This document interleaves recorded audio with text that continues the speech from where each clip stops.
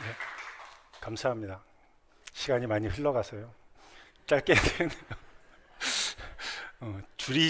줄이는 걸 잘 못하는 사람이라 양해하시고 최대한 줄여보겠습니다. 이 자리를 빌어서 제가 그동안 미루고 미루었던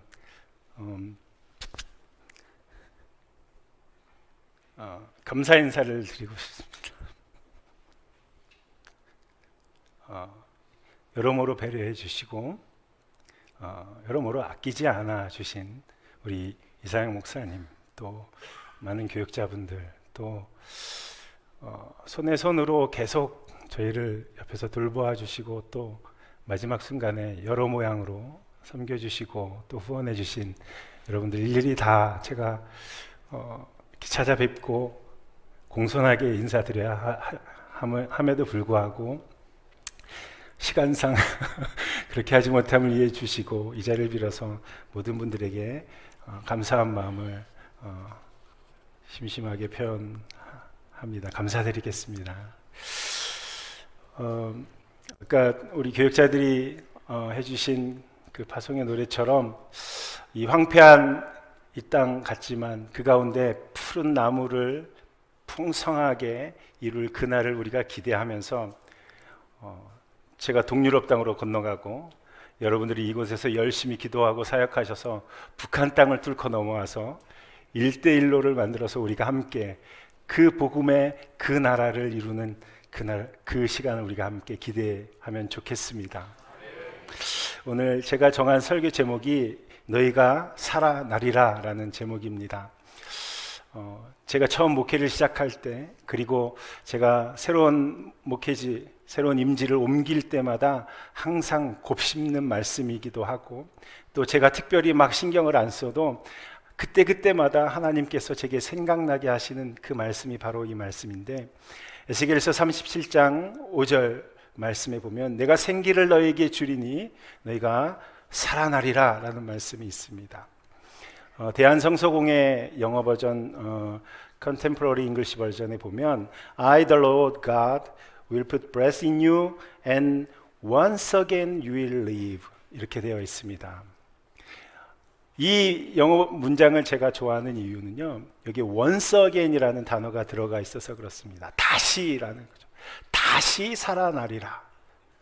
때때로 우리가 이 세상을 살아가면서 우리의 영이 죽고 우리의 영이 혼돈하고 세상의 궁핍함과 세상의 많은 문제들로 인하여서 우리의 삶이 막막하고 황폐하고 건조하게 느껴질 때가 많지만, 그때마다 생명이 되시고 우리의 모든 것 되시는 예수 그리스도의 이름을 붙드실 때 여러분들의 삶이 되살아나게 되는 은혜가 있을 줄로 믿습니다. 제게 불가리아라는 나라가 던져졌을 때 저는 좀 당황스러웠습니다. 왜 불가리아였을까? 왜 불가리아를 가라고 하시는 걸까? 가고 싶은 마음도 없고 어떻게 해야 될지도 모르고 막막한 가운데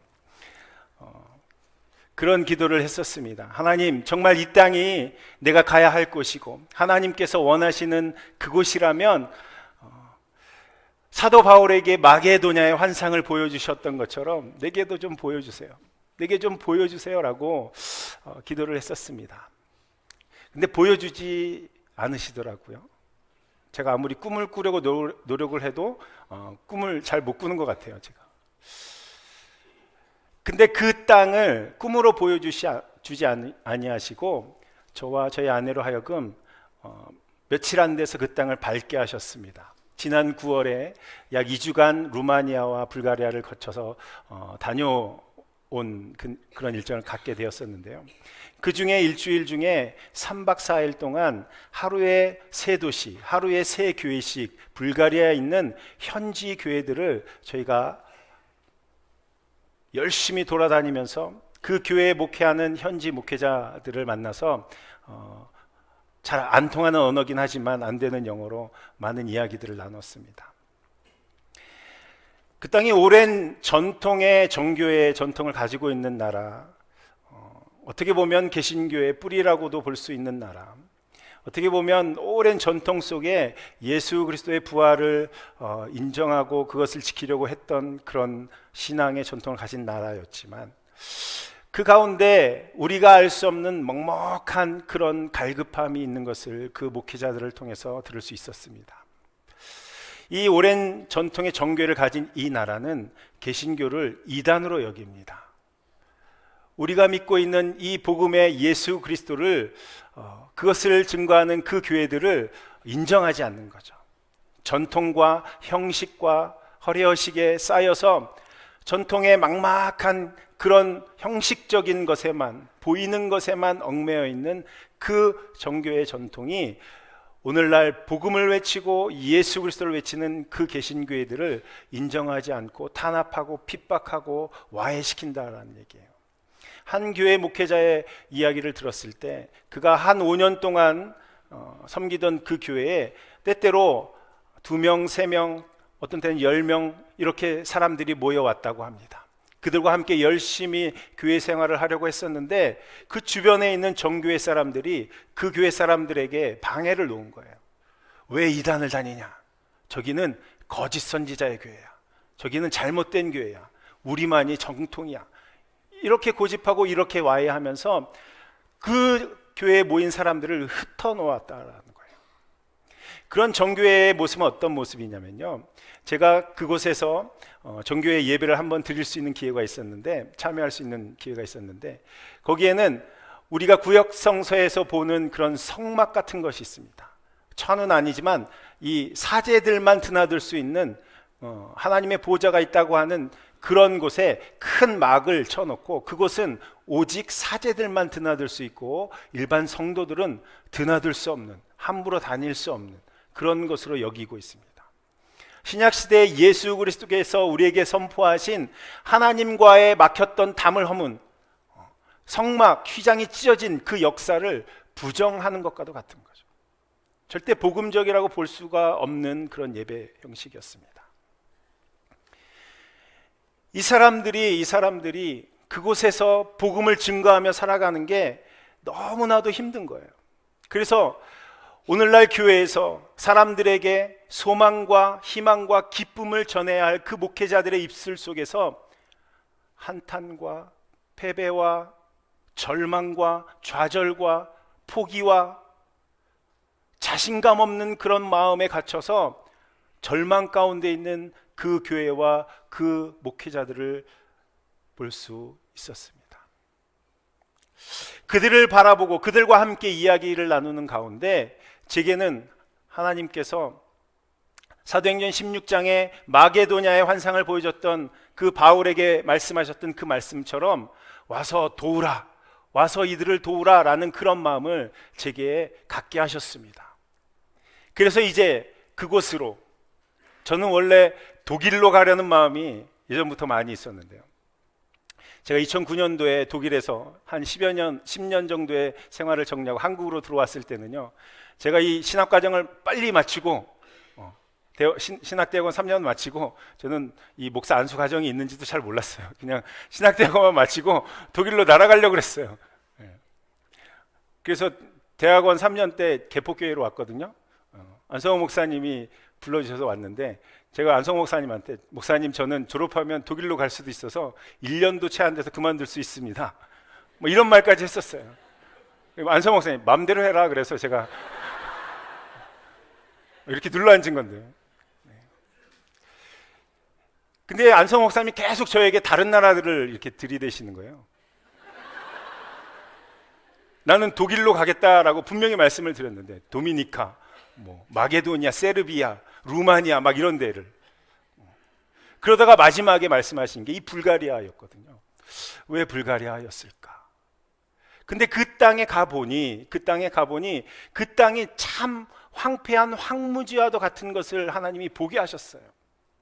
그리고 그 땅에서 하나님께서 내가 너를 보내니 네가 와서 도우라라는 그 마음을 제게 갖게 하신 겁니다.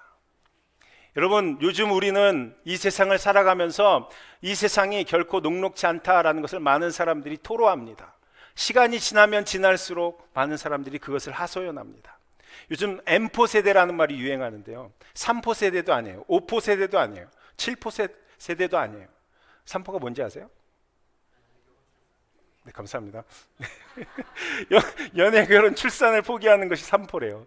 거기에 내 집 마련과 인간관계를 포기하는 게 5포. 좀 더 지나서 꿈과 희망까지 포기한 7포 세대가 나타났는데 이제는 7포도 아니에요. 더 이상 그 숫자를 정할 수 없는 많은 포기의 사항들이 생긴다라는 거예요. 그래서 M포 세대, 숫자를 정하지 않는 거예요. 불특정한 숫자의 포기의 거리들이 우리에게 많이 있다라는 거예요. 도저히 살 수 없다라는 그런 하소연들을 많이 하고 있는 거죠. 오늘 우리가 읽은 이 에스겔 37장에 이 에스겔과 이스라엘이 처한 상황도 마찬가지였습니다. 이들은 나라를 빼앗겼고 바벨론의 포로가 되었었고 자신들의 권리와 모든 자유를 빼앗긴 정말 노예와도 같은 그런 상황, 아무것도 취할 수 없는 암흑과도 같은, 어찌 보면 우리보다 더 심각한 상황일 수도 있습니다. 그런데 그 가운데 하나님께서는 에스겔을 통하여서 그들에게 회복과 소망을 품게 하시고 위로와 용기를 선포하게 하셨습니다. 에스겔을 통하여서 유다 백성 본토의 회복 차원을 넘어서 이제는 우리에게 하나님 백성이 장차 누릴 영원한 새 예루살렘, 저 천국 소망을 가질 수 있는, 그 비전을 가질 수 있는 제시하고 있는 대목이기도 합니다. 마른 뼈들이 수두룩하고 살 소망이 없는 이런 시대를 살아가는 저와 여러분들이 어떠한 사람으로 살아가야 될 것인가? 저 황무지 같은 그 불가리아 땅, 이 복음에, 예수 그리스도의 복음이 들어갈 것 같지 않은 딱딱한 그 땅에 가서 이제 내가 어떻게 살아야 할까라는 것을 생각해 보면서 바로 이 에스겔의 모습을 바라보게 됩니다. 오늘 본문 속에 나타난 이 에스겔은 첫 번째로 영으로 충만한 사람이었습니다. 하나님의 영에 이끌려 사는 사람이었습니다. 1절 말씀에 보면 여호와께서 권능으로 내게 임재하시고 그의 영으로 나를 데리고 가서 골짜기 가운데 두셨는데 거기 뼈가 가득하더라, 이렇게 말씀하고 있습니다. 하나님의 영이 임재하시고 하나님의 영이 그를 이끌고 계셨다라는 것을 고백하고 있습니다. 그 하나님의 영을 따라 살았던 그 에스겔의 모습을 우리가 보게 되는 거죠. 근데 이 대목에서 제가 엉뚱한 생각을 한번 해보았습니다. 그 골짜기 가운데 두셨는데 거기에 뼈가 가득했다라고 했습니다. 그 골짜기가 뼈로만 가득한 골짜기였을까? 아니면 우리가 일반적으로 알고 있는 그런 골짜기인데 그럼에도 불구하고 그곳에 틈틈이 숨겨져 있는 가득한 뼈들을 에스겔이 바라보았던 것은 아닐까? 저는 후자의 생각을 더 깊이 생각해 보았습니다. 하나님의 영에 이끌려 사는 사람들은요, 이 세상에 하나님이 보게 하시는 것들이 분명히 있다라는 거예요. 여러분, 우리가 보기에 이 세상이 정말 잘 먹고 잘 사는 것 같죠. 날로 발전하고 문명이 발달하고 문화가 발달하고 우리의 생활이 편리해지고, 그래서 우리의 삶이 정말 살기 좋은, 우리가 살아있는 것처럼 이렇게 보일지도 모르겠습니다. 그러나 여전히 우리의 삶 가운데, 우리의 주변에 여전히 삶의 곤고함을 호소하며 내가 살 수 없다라고 호소하는 사람들이 분명히 있다라는 거예요. 그게 어쩌면 저와 여러분일지도 모르겠습니다.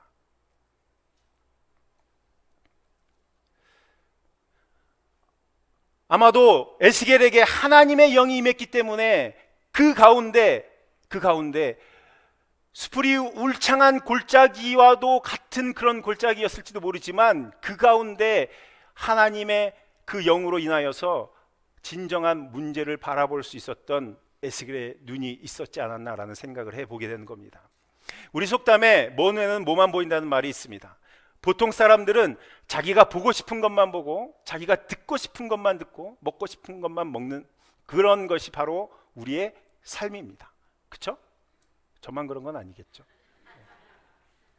저희가 요즘 아침마다 이렇게 차에 올 때 불가리어 연습을 앱으로 하는데요. 참 어렵게 찾은 도구인데요. 거기 불가리어 중에 아버지라는 말이 바슈타라는 말이 있습니다. 바슈타. 아버지가 불가리어로 바슈타예요. 그러면 제가 예아랑 노아한테 이제 시키거든요. 딱 틀어주면 바슈타 하면 예아는 바슈타 이렇게 되게 잘합니다.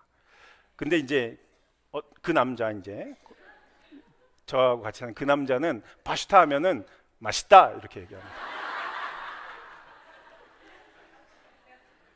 자기가 듣고 싶은 말로 듣는 거예요. 자기가 관심 있는 걸로 듣는 거예요. 맛있다 그러는데 맛있다 이렇게 오로지 먹는 거에 관심이. 근데 여러분, 우리의 삶이 이렇다라는 거예요. 우리 눈에 보기에 좋고 우리 귀에 듣기 좋은 것들만 우리가 취하려고 하고, 정말 우리의 삶 가운데 하나님이 보기를 원하시고 하나님이 주의하기를 원하시는 것들을 우리가 놓치고 있는지도 모른다라는 거예요. 그런데 여러분, 우리에게 하나님의 영이 함께 하시면 매사에 하나님의 음성을 듣게 되고 하나님의 마음으로 모든 것을 바라보게 될 줄로 믿습니다. 여러분들에게 그러한 하나님의 영의 충만함의 축복이 항상 임하기를 간절히 소원합니다. 여러분, 그래서 우리는 날마다 성령 충만함을 구해야 합니다. 너희가 악할지라도 좋은 것을 자식에게 줄 줄 알거든 하물며 너희 하늘 아버지께서 구하는 자에게 성령을 주시지 아니하겠느냐라는 그 말씀을 붙잡고 날마다 성령 충만함을 구하시는 저와 여러분들 되시기를 간절히 소원합니다. 에스겔은 두 번째로 말씀 가운데 하나님을 인정하는 사람이었습니다. 그리고 그 말씀대로 행하는 사람이었습니다. 3절과 4절 말씀을 보면요, 그가 내게 이르시되 인자야 이 뼈들이 능히 살 수 있겠느냐 하시기로 내가 대답하되 주 여호와여 주께서 아시나이다. 주 여호와여 주께서 아시나이다. 여러분, 인자야 이 뼈들이 능히 살 수 있겠느냐라는 질문은요, 이 에스겔서 37장에 하나님이 에스겔에게만 하는 그런 질문이 아닙니다. 우리가 살아가면서 매 순간순간마다 우리에게 던져지는 질문인 줄로 믿으시기 바랍니다. 우리의 삶의 문제, 우리의 관계의 문제, 질병의 문제, 또 여러 가지 우리 주변에 널려있는 많은 문제들, 그것들로 인하여서 생긴 우리의 고민과 금신과 염려 가운데 날마다 매 순간마다 저와 여러분들에게 던져지는 그 질문이 바로 인자야 이 뼈들이 능히 살 수 있겠느냐라는 질문이라는 것입니다. 인자야 너의 삶의 문제가 능히 살 수 있겠느냐? 인자야 너의 관계 문제가 능히 살 수 있겠느냐? 인자야 너의 질병의 문제가 능히 살 수 있겠느냐? 너의 고민과 근심과 염려 가운데 너의 영혼이 정말 살 수 있겠느냐? 이 질문 가운데 에스겔은 이렇게 고백합니다. 주 여호와여 주께서 아시나이다. 천지를 창조하시고 여전히 살아계셔서 우리의 삶의 구석구석을 다스리고 계신 그 하나님께서 이것들을 살리실 줄로 믿습니다라는 믿음의 고백인 줄로 믿습니다. 여러분들에게 이 믿음의 고백이 날마다 있기를 간절히 소원합니다. 저의 삶에, 저의 선교의 사역 가운데 이러한 믿음의 고백이 끊이지 않기를 여러분들 기도해 주십시오. 하나님이 나를 강하게 하시는 그런 나의 주인 되시는, 나의 창조자 되시고 통치자 되시고 다스리시는 나의 하나님이심을 우리가 믿고 살아가는 하나님의 사람들 되기를 소원합니다. 그 믿음으로 에스겔은 그 말씀대로 대언하는 삶을 살았습니다. 7절 이하에 보면 에스겔이 이 하나님의 영이 이끄시는 대로, 그 하나님의 말씀이 주어진 대로 그렇게 대언하였습니다. 그래서 일어난 일이 그 뼈들이, 마른 뼈들이 살아나는 역사를 경험하게 된 줄로 믿습니다. 여러분들에게 이렇게 말씀대로 순종하며 살아가는 그네의 삶이 이어지기를 간절히 소원합니다.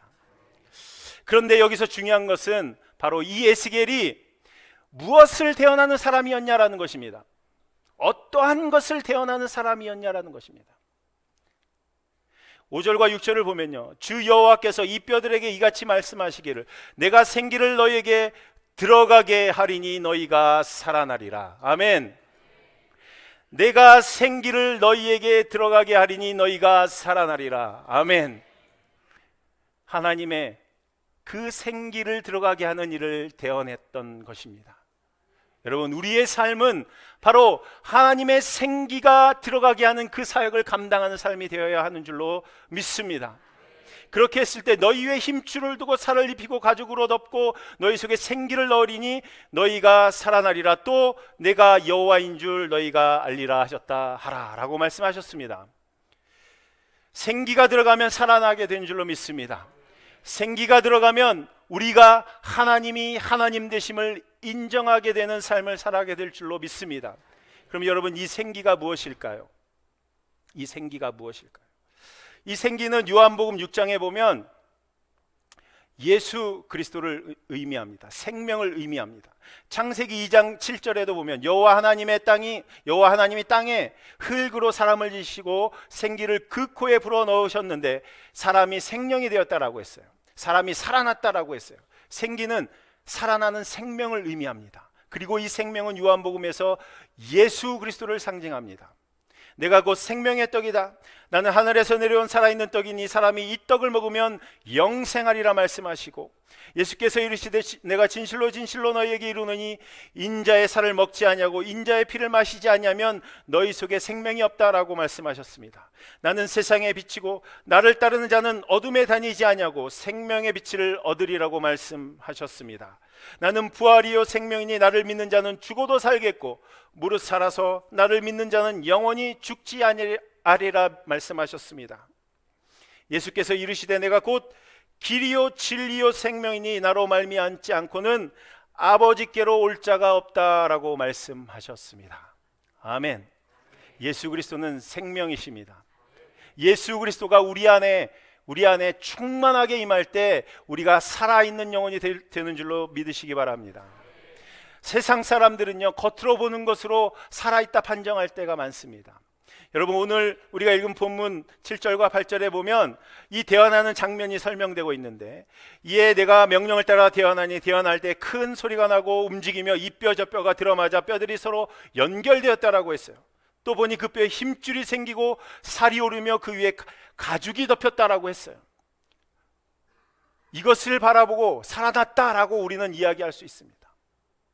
그러나 그 후반절에 그 속에 생기가 없더라라고 말씀하시는 것은 아무리 겉모양이 번지르르 하고 살아난 것처럼 보여도 그 안에 생기가 없으면, 생명이 없으면, 예수 그리스도가 없으면 산 것이 아니라는 말씀입니다. 이 말씀을 믿으시기 바랍니다. 살아도 산 것이 아닌 인생들이 있다라는 거예요. 세상의 욕망을 바라보고 세상의 부와 세상의 명예와 세상에 주는 그런 즐거움들만을 취하며 살아가는 사람들에게 예수 그리스도가 없을 때 그것은 살아있는 삶이 아니라는 것을 의미하는 것입니다. 여러분, 예수 그리스도는 우리의 생명이심을 믿으시기 바랍니다. 여러분, 정말 예수 그리스도가 생명이신 것을 믿으십니까? 제게는 이 예수 그리스도의 생명이 아주 절절하게 느껴진 경험이 있습니다. 1998년 제가 대학교 종신대학교 교회음악과 작곡 마지막 학기를 남겨두고 마지막 시험곡을 준비하느라, 그럴 때는 막 일주일씩 밤을 새고 그래요. 잠도 안 자고 막 이렇게 써야 되고 생각이 안 나거든요. 막 그러고 있을 때 집에서 전화 한 통이 왔습니다. 재영아, 아버지가 좀 아프신데 좀 내려와 볼 수 있겠니? 근데 제게 너무도 중요한 시험이기 때문에 저희 형님의 전화에 제가, 형, 내가 이 시험을 마치고 3일 뒤에 시험이 다 끝나면 내려갈게. 그리고 전화를 끊었습니다. 그리고 시험이 끝나고 아버지가 입원한 병원을 찾아갔습니다. 일반 병실이 아닌 중환자실에 온몸이 전신마비가 된 채 눈만 깜빡이며 두 눈에 눈물을 흘리는 저희 아버님을 만나게 되었습니다. 걸어서 들어간 그 응급실에서 이 뇌경색이 와서 전신마비의 처지에 처한 저희 아버지의 삶을 보게 되었습니다. 병원에서도 포기한 삶이었습니다. 더 이상 어떻게 치료할 방법이 없으니 아버님을 모시고 나가라고 했습니다. 일주일에 700만 원, 1000만 원씩 들어가는 그 병원비를 감당할 수 없어서 2달이 되기 전에 아버님을 모시고 집으로 돌아왔습니다. 그리고 아버님의 검사 기록지를 가지고 우리나라에서 제일 유명하다는 신경외과 박사를 찾아갔습니다. 그분에게 보여드리고, 어떻게 이 병원으로 옮기면 좀 가망이 있겠습니까? 소망이 있겠습니까? 그러나 그 의사 선생님의 말씀은 한 달을 넘기기 어려우실 거라고 말씀하셨습니다. 한 달의 시한부 인생을 붙잡고 제가 날마다 그 가슴에 작은 성경책을 얹어놓고 기도했습니다. 하나님, 이 순간 살아계시다면 하나님, 우리에게 살아계신 하나님을 보여주십시오. 하나님, 만일 나의 하나님이 살아계시다면 이 상황을 돌이켜 주십시오. 우리 아버지의 병, 그것도 큰 문제였지만 제 인생의 비전이 달렸던 내 인생의 모든 꿈을 접어두고 나의 모든 인생의 계획들이 다 허사로 돌아가는 소망 없는 나의 삶을 바라보면서 이 상황이 변하기만을 기도했습니다.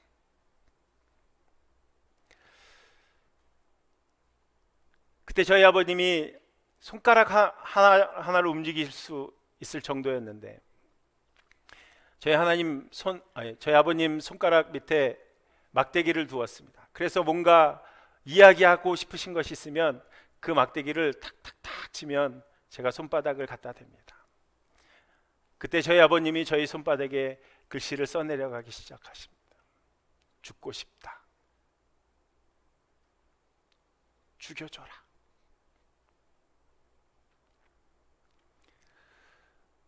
자신의 몸을 가누지도 못하는 자신의 신세, 그리고 가족들의 어려움을 보면서 자신의 생명을 포기하고 싶었던 그 삶,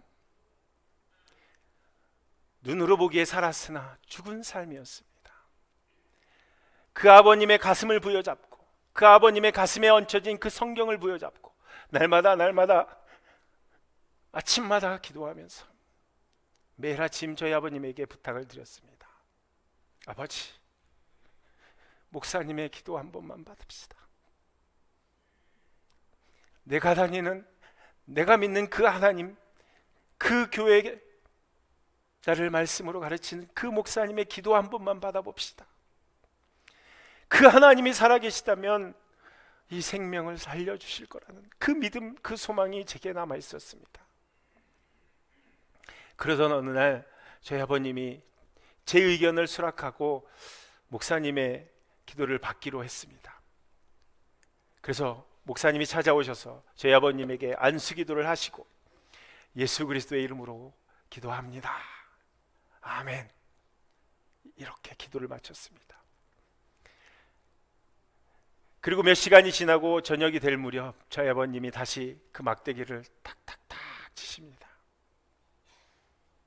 그래서 제가 제 손을 갖다 댔습니다. 그때 저희 아버님이 써내려간 글자가 살고 싶다였습니다. 살고 싶다. 예수 그리스도의 영이 임하게 되어서 저희 아버님 마음 가운데 살 소망이 생긴 줄로 믿습니다.